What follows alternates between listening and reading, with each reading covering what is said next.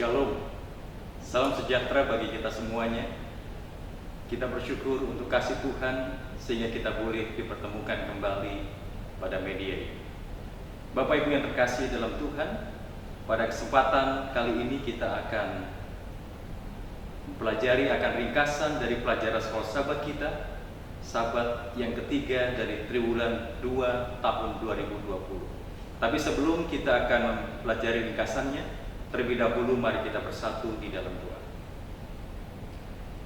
Tuhan Allah Bapa kami di surga, kami datang kepadamu Tuhan dalam ucapan syukur dan pujian oleh sebab kasih dan kebaikan Tuhan boleh menjadi bagian kami.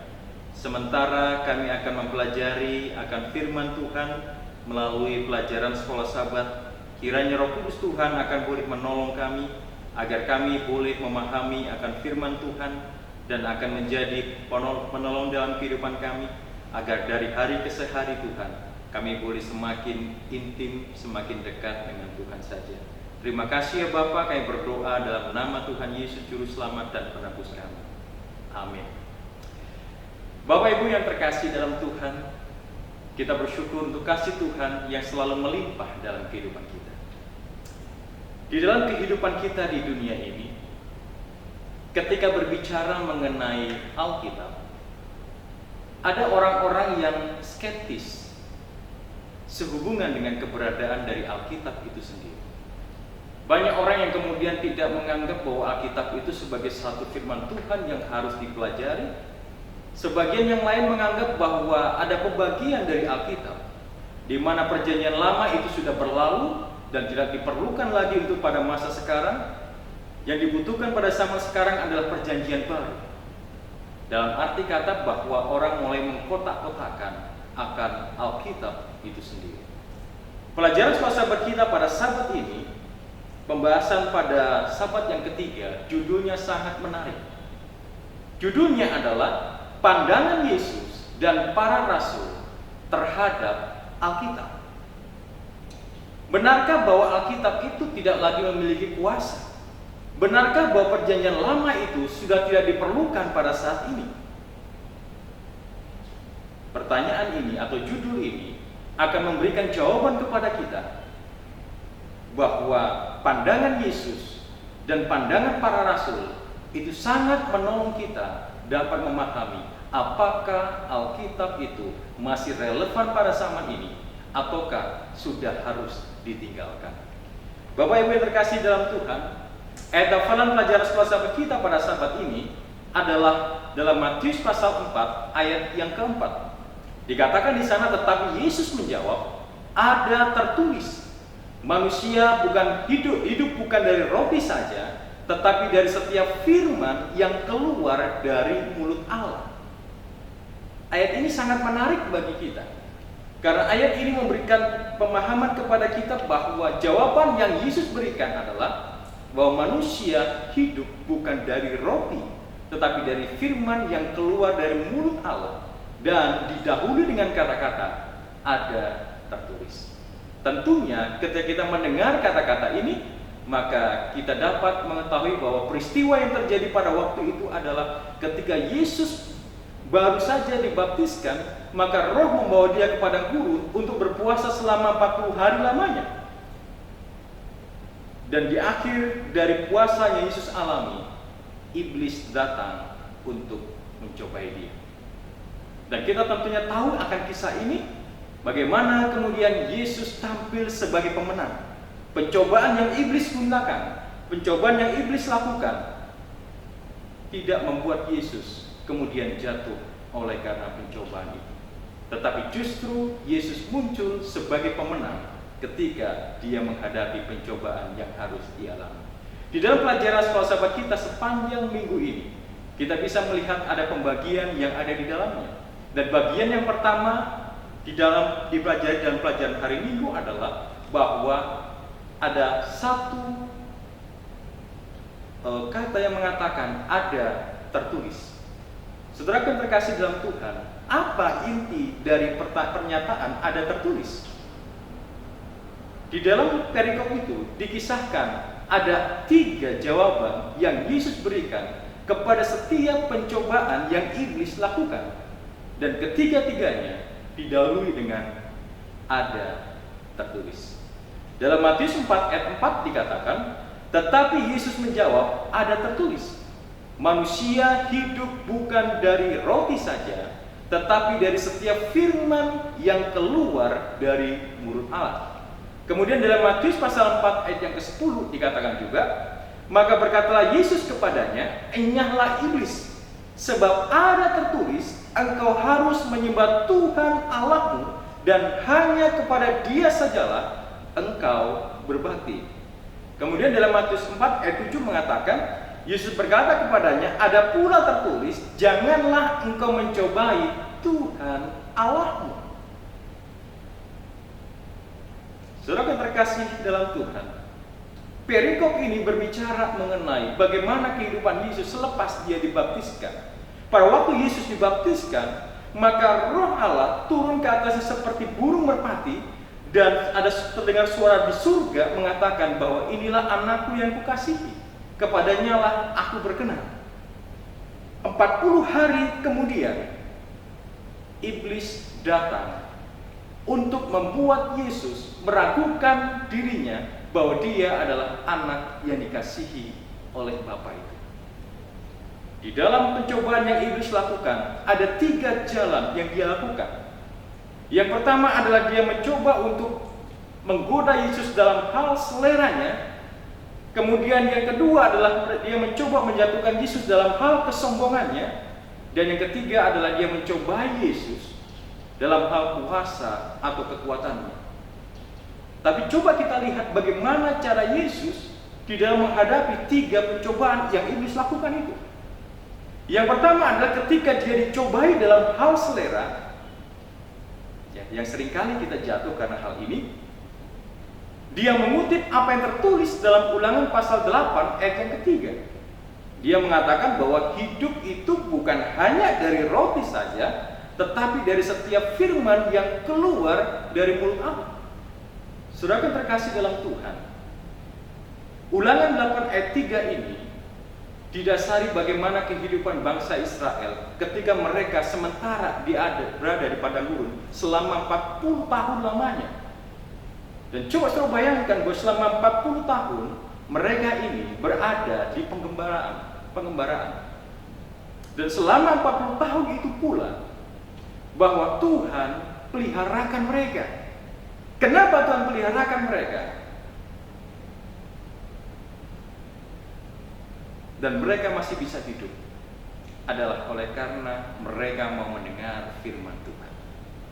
Bagaimana Musa sebagai seorang juru Allah, juru kabar Allah, dia setia kepada setiap firman Tuhan. Apa yang Tuhan perintahkan dilakukan.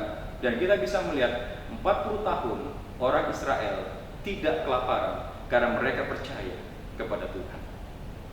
Kemudian dalam hal kesombongan, maka Yesus mengutip dari Ulangan pasal 6 ayat yang ke-16 dengan mengatakan bahwa jangan mencobai Tuhan Allahmu.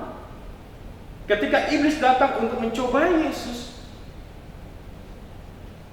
Yesus katakan jangan mencobai Tuhan Allahmu. Dan ketika Yesus dicobai dengan kuasa dan kekuatannya, supaya dia menunjukkan kekuatannya, maka dikatakan bahwa manusia itu beribadah hanya kepada Tuhan. Tidak ada tempat lain di mana dia dapat beribadah selain kepada Tuhan. Dalam arti kata, ketika Yesus di dalam pencobaan yang iblis lakukan, dia selalu menjawab dengan istilah ada tertulis. Yesus sementara memperkenalkan kepada kita bahwa Alkitab adalah otoritas yang tertinggi. Yesus sementara memperkenalkan kepada kita Alkitab, dan hanya Alkitab saja yang menjadi standar utama dan dasar kepercayaan. Kita ingat ketika Martin Luther harus menghadapi persidangan untuk mencabut kembali tulisan-tulisannya, tetapi dia tetap bersikukuh Alkitab dan hanya Alkitab sebagai dasar kebenaran yang dia sampaikan. Kemudian ketika Yesus mengatakan ada tertulis, maka Yesus bergantung semata-mata kepada firman Tuhan. Yesus mendasarkan kehidupannya kepada firman Tuhan. Yesus mendasarkan kekuatannya hanya kepada firman Tuhan, firman Allah yang dapat menolong dia untuk tetap bertahan. Dan firman Allah pula yang dapat menolong saudara dan saya untuk bertahan di tengah-tengah segala pencobaan yang saat ini boleh jadi sementara kita alami di dalam kehidupan kita. Kemudian yang berikutnya bahwa Alkitab itu memiliki wewenang dan kuasa yang terbesar. Ada kuasa di dalam Alkitab, kuasa untuk mengubahkan setiap orang yang membacanya. Dan yang terakhir adalah bahwa pelayanan Yesus dimulai dan dibangun di atas keyakinan bahwa Alkitab itu layak dipercaya. Saudaraku, adakah Anda ragu terhadap apa yang tertulis di dalam Alkitab? Sementara ada berbagai macam musibah yang terjadi di sekitar kita, sementara ada berbagai macam wabah yang terjadi di sekitar kita, apakah iman kita mulai gugur terhadap Alkitab? Tetapi percayalah bahwa Alkitab kita ini masih layak untuk dipercaya. Yesus mendasarkan pengajarannya berdasarkan apa yang tertulis dalam Alkitab. Dan saya percaya kita pun harus mendasarkan segala sesuatu berdasarkan kepada Alkitab. Ada berbagai macam doktrin gereja yang ada di atas muka bumi ini.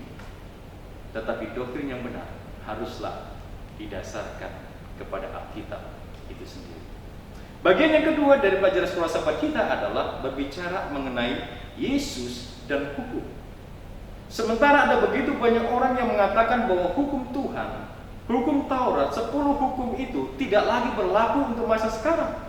Sementara banyak orang yang mengatakan bahwa hukum Tuhan itu sudah dipakukan, sudah dipalangkan di atas kayu salib, dan hukum itu tidak berlaku lagi. Yang menjadi pertanyaan adalah, apakah Yesus sependapat dengan pendapat tersebut? Kalau kita membaca dalam Matius pasal 5 ayat 17 mengatakan, jangan kamu menyangka bahwa aku datang untuk meniadakan hukum Taurat atau kitab para nabi.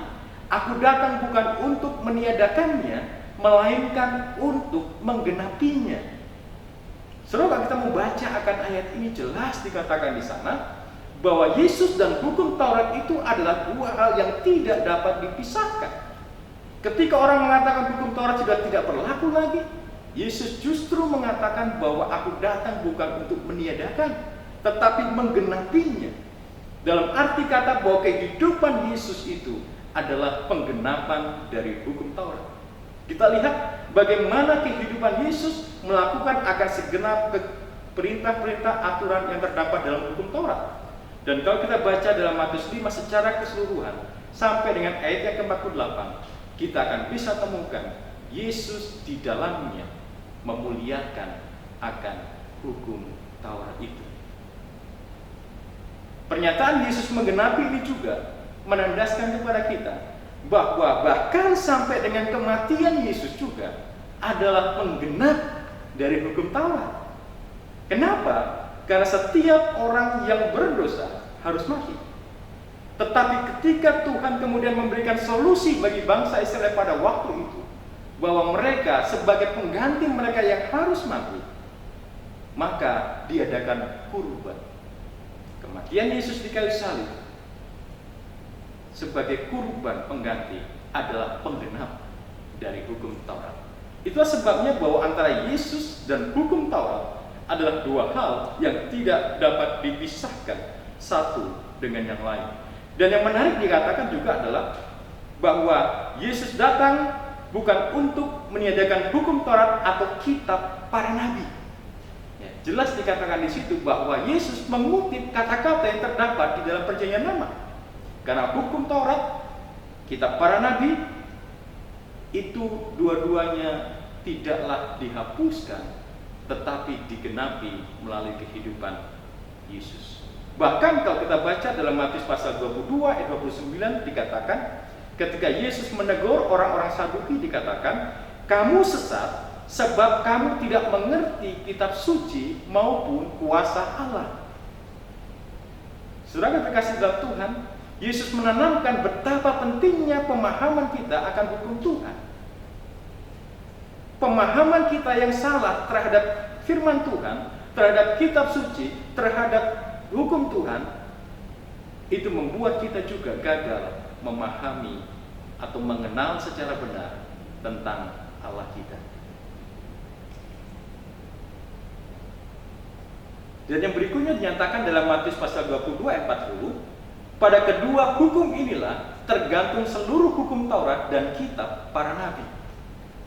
Bapak Ibu yang terkasih, kita tahu isi dari Matius 22 ayat yang ke-27 sampai dengan ayat yang ke-40 ini. 37 sampai 40. Kita bisa melihat di sana bahwa bagaimana Yesus mengajarkan kepada murid-muridnya tentang kasih kepada Allah dan kasih kepada sesama manusia. Banyak orang yang berpandangan bahwa karena Yesus memberikan hukum kasih ini, maka hukum Taurat tidak diperlukan lagi. Maka perjanjian lama tidak diperlukan lagi. Yang menjadi pertanyaan adalah, apakah itu maksud dari perkataan Yesus tersebut? Ternyata tidak. Di dalam ayat yang ke-40 dikatakan bahwa pada kedua hukum itulah tergantung seluruh hukum Taurat dan kitab para nabi. Pada kedua hukum itu, baik itu kasih kepada Allah maupun kasih kepada sesama manusia, disitulah yang menjadi pusat, disitulah yang menjadi inti, disitulah yang menjadi kesimpulan dari hukum Taurat dan kitab para nabi.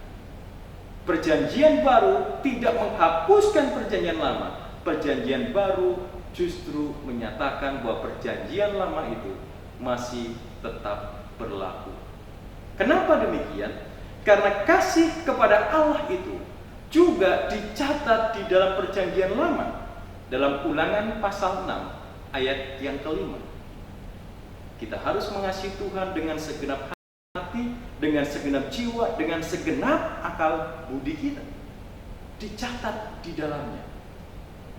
Sehingga orang yang mengatakan bahwa perjanjian baru hukumnya adalah kasih, perjanjian lama hukumnya adalah hukum Taurat, dan itu terpisah satu sama lain, itu tidak benar. Kenapa terjadi? Adalah karena kita gagal memahami hukum Taurat secara benar. Ketika kita mampu memahami hukum Taurat secara benar, maka kita bisa temukan di dalamnya bahwa hukum Tuhan itu, 10 hukum Tuhan itu juga berbicara mengenai kasih kepada Allah dan kasih kepada sesama manusia. Dan menyangkut kasih kepada sesama manusia dicatat juga dalam Imamat pasal 19 ayat 18 yang mengajarkan kepada kita untuk mengasihi sesamamu manusia seperti dirimu sendiri. Dalam arti kata bahwa perjanjian lama dan perjanjian baru adalah dua hal yang tidak dapat dipisahkan satu dengan yang lain. Yesus mengajarkan itu. Kita pun sebagai umat-umatnya harus menghidupkan itu di dalam kehidupan masing-masing kita. Ia menunjuk kepada kitab suci sebagai kekuasaan yang tidak boleh diragukan, dan kita harus berbuat hal yang sama. Kitab suci harus dinyatakan sebagai firman Allah yang kekal, sebagai akhir dari segala pertentangan, dan sebagai dasar iman. Ellen G. White, Seri Membina Keluarga, jilid 5 halaman 39.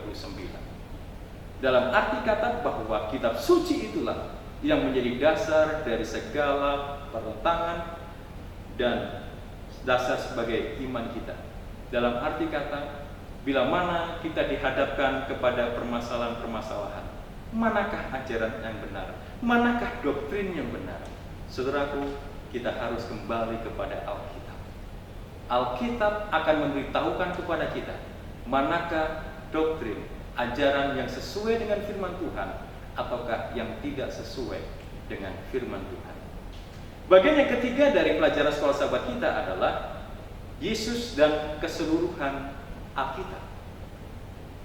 Apakah Yesus membeda-bedakan antara perjanjian lama dan perjanjian baru? Apakah Yesus membeda-bedakan antara kitab Taurat dan kitab nabi-nabi? Lukas pasal 24 ayat 27 mengatakan, lalu ia menjelaskan kepada mereka apa yang tertulis tentang dia dalam seluruh kitab suci, mulai dari kitab-kitab Musa dan segala kitab nabi-nabi. Saudara, tentu kita tahu peristiwa ini. Ketika dua orang murid yang sementara dari perjalanan menuju ke Emmaus, hati mereka diwarnai dengan kekecewaan. Oleh karena seorang yang mereka harapkan muncul sebagai Mesias, yang akan melepaskan bangsanya dari penjajahan Roma, ternyata didapati bahwa orang tersebut harus mengalami kematian. Dua orang murid ini tidak sadar bahwa Yesus hadir bersama dengan mereka pada waktu itu. Dan sementara mereka terus dalam perjalanan, bahkan ketika mereka sampai di Emmaus, disitulah kemudian tertulis nas kitab suci ini, bahwa Yesus menjelaskan kepada mereka apa yang tertulis tentang Dia dalam seluruh kitab suci, mulai dari kitab-kitab Musa dan segala kitab nabi-nabi. Yesus sementara mengajarkan kepada mereka apa yang Alkitab nubuatkan tentang dirinya, mulai dari kitab Musa dan juga segala kitab nabi-nabi. Dan disitulah mereka mendapat penghiburan bahwa apa yang terjadi dengan Yesus yang mereka agung-agungkan itu, yang harus mengalami kematian, ternyata semuanya sudah dinubuatkan di dalam kitab Musa dan kitab nabi-nabi. Dan pada waktu itulah mereka mendapatkan kelegaan, mereka mendapatkan jawaban untuk pergumulan mereka. Bapak Ibu yang terkasih dalam Tuhan, 22-23 Oktober 1844, ketika sekumpulan umat-umat Tuhan berkumpul untuk menantikan saat di mana Yesus datang yang kedua kali. Tetapi ketika hari itu lewat dan Yesus belum juga datang, terjadi satu kekecewaan yang besar sama yang dialami oleh dua murid ini. Mereka kecewa oleh karena pengharapan mereka ternyata tidak kesampaian. Tetapi yang menarik adalah bahwa ketika mereka mulai mempelajari akan firman Tuhan, Wahyu pasal 10 memberikan jawab kepada mereka bahwa perkataan firman Tuhan itu manis di mulut tetapi pahit di perut. Mereka mengalami kekecewaan oleh karena mereka berharap Yesus datang, tetapi ternyata pekabaran yang indah tidak terjadi. Tetapi yang terjadi adalah ketika mereka kembali mempelajari akan firman Tuhan, maka firman Tuhan memberikan penghiburan kepada mereka. Saudara yang terkasih dalam Tuhan, betapa sering juga dalam kehidupan kita mengalami berbagai macam kecewa. Lari kepada firman Tuhan, belajar firman Tuhan, teliti akan firman Tuhan, dan minta Tuhan tunjukkan apa jawaban bagi setiap pergumulan kita. Percaya firman Tuhan akan menghiburkan kita. Lukas 24 ayat 27 memberikan gambaran bagaimana seluruh Alkitab pada waktu itu adalah perjanjian lama berbicara tentang dirinya. Kemudian dalam Lukas 24 ayat 44 dan 45 juga berbicara, ia berkata kepada mereka, inilah perkataanku, harus digenapi semua yang tertulis tentang aku dalam kitab Taurat Musa dan kitab nabi-nabi dan kitab Mazmur. Jadi dikatakan di sini bahwa apa yang tertulis tentang Yesus, baik itu di kitab Musa, nabi-nabi maupun Mazmur, itu harus digenapi. Dalam arti kata bahwa Yesus tidak memisah-misahkan antara kitab perjanjian lama, tetapi semua bagian dari kitab perjanjian lama secara keseluruhan dikatakan bahwa itu berbicara tentang dirinya dan itu harus digenapi. Ayat 45 mengatakan, lalu ia membuka pikiran mereka sehingga mereka mengerti kitab suci. Saudara, terkadang kita seringkali susah untuk memahami firman Tuhan. Tetapi ketika kita minta pertolongan Tuhan dan Tuhan membuka pikiran kita, maka kita akan dapat memahami akan firman Tuhan. Matius pasal 28 ayat 20 juga mengatakan, dan ajarlah mereka melakukan segala yang telah kuperintahkan kepadamu. Saudara yang terkasih dalam Tuhan, dari 3 ayat ini kita bisa temukan kesimpulannya bahwa ajaran Yesus didasarkan kepada keseluruhan Alkitab.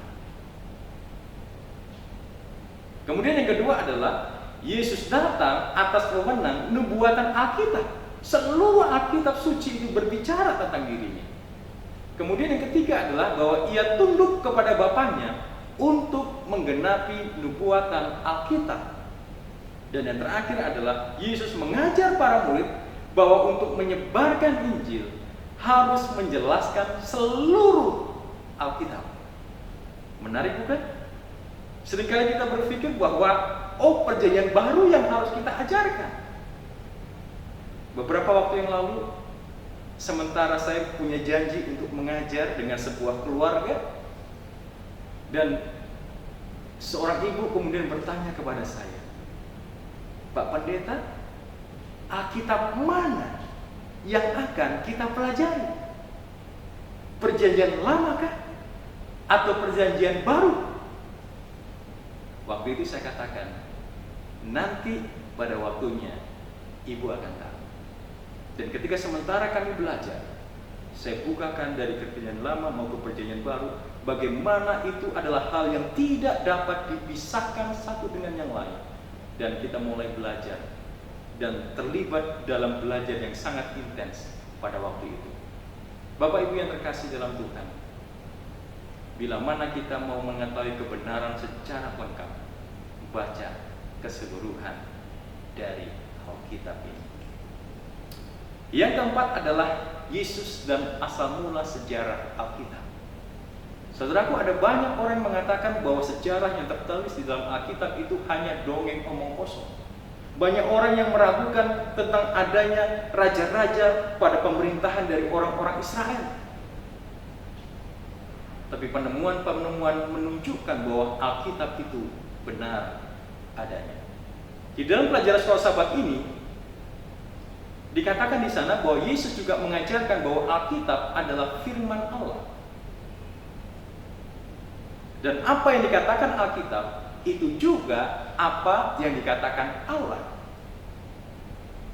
Asal usul Alkitab itu sendiri berasal dari Allah.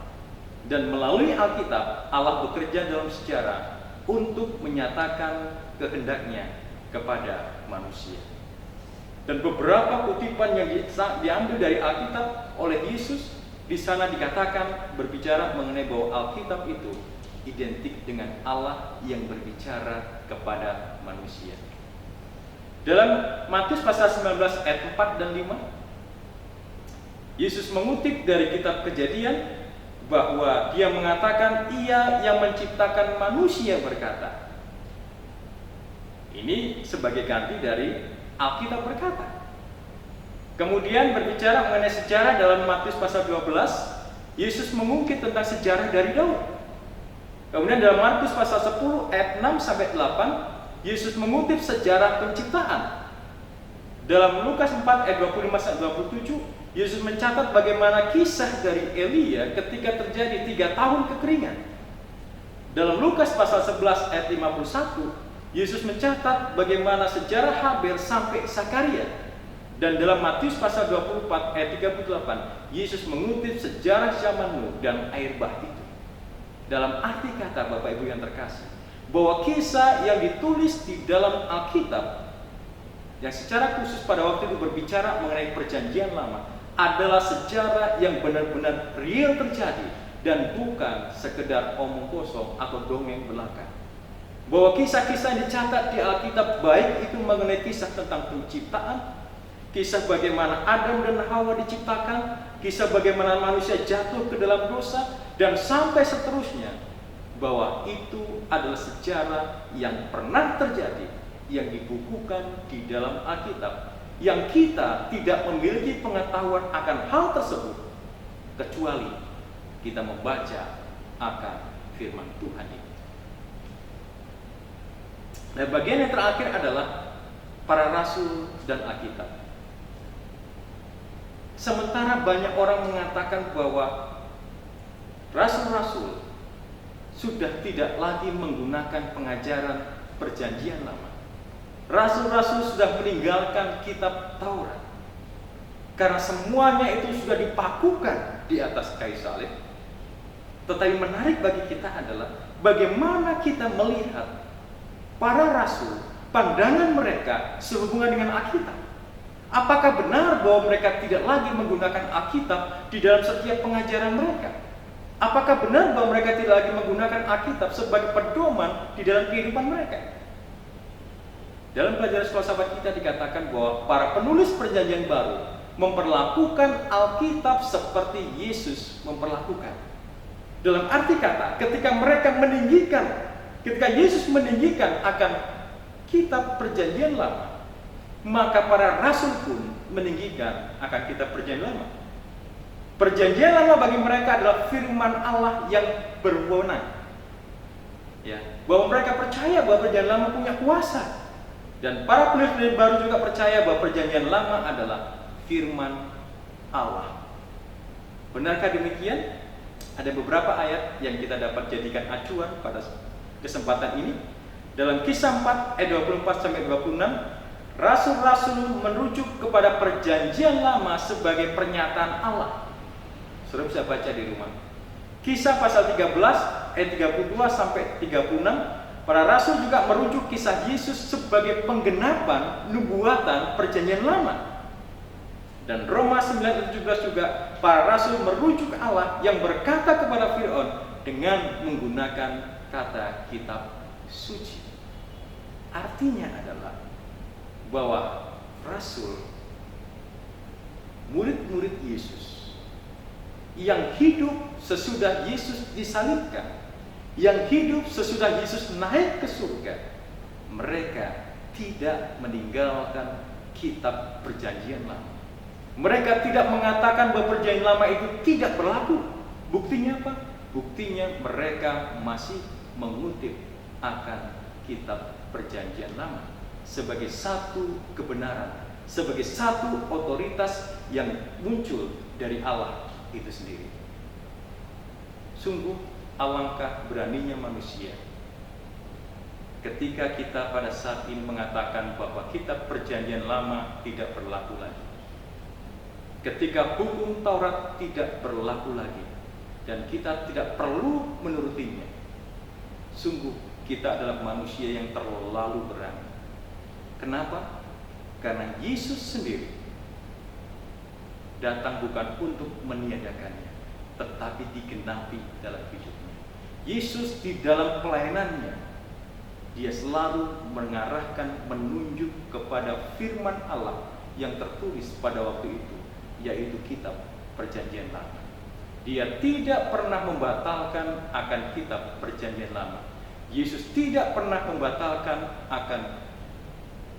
tidak pernah menyampaikan bahwa perjanjian lama itu disalibkan, dipakukan di atas kayu salib. Pun demikian juga dengan para rasul pada waktu itu. Para rasul juga tidak pernah mengatakan bahwa perjanjian lama sudah tidak berlaku lagi. Para rasul tidak pernah meninggalkan akan perjanjian lama itu, karena mereka tahu bahwa itu berisi pengajaran. Bagaimana dengan kita? Apakah kita berani mengatakan bahwa perjanjian lama itu tidak berlaku lagi? Saudara yang terkasih dalam Tuhan, pada kesempatan yang indah ini, sebagai kesimpulan, Yesus meninggikan akan kitab perjanjian lama sebagai kitab suci, sebagai firman Allah yang ada pada zamannya.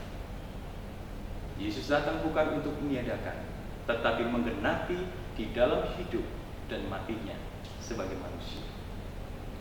Para rasul sebagai kelanjutan dari juru kabar Allah, mereka juga meninggikan akan firman Tuhan. Mereka juga meninggikan akan perjanjian lama. Bagaimana dengan saudara dan saya? Rasul Paulus menuliskan dalam 2 Timotius 3 ayat 16, segala tulisan yang diilhamkan Allah bermanfaat untuk mengajar, menyatakan kesalahan, memperbaiki kelakuan, dan menuntun dalam kehidupan yang benar. Saudaraku, jika kita mau mempelajari Alkitab ini secara keseluruhan, percayalah, kuasa menyucikan dari firman Tuhan itu dengan tuntunan Roh Kudus yang sudah menginspirasi para penulis Alkitab ini. Roh Kudus yang sama akan menginspirasi kita, dan bila mana itu terjadi, maka percayalah bahwa firman Tuhan ini akan menjadi bagian kita. Hidup kita dari hari ke hari akan semakin sempurna, sama seperti Bapa yang di surga adalah sempurna. Kiranya Tuhan memberkati kita semuanya. Mari kita bersatu di dalam doa. Bapa di surga, terima kasih kami sudah merenungkan akan firman Tuhan. Tuhan, tolong kami agar kami boleh memahami akan firman Tuhan. Tolong kami ya Tuhan, agar kami boleh menghidupkan firman Tuhan ini, mempercayai Alkitab sebagai otoritas yang penuh kuasa dan wewenang yang bersumber daripada Allah. Ajar kami untuk tidak memilah-milah mana kebenaran yang dapat kami percayai dan mana yang kami tidak perlu percayai karena bertentangan dengan hati kami. Tetapi ajar kami Tuhan untuk menjadikan firman Tuhan ini sebagai pedoman di dalam kehidupan kami masing-masing. Pedoman di dalam doktrin kepercayaan kami, pedoman di dalam tingkah laku kami, sehingga apa yang kami hidupkan dalam kehidupan kami benar-benar dapat bersumber dari firman Tuhan dan untuk menyatakan kemuliaan Tuhan saja.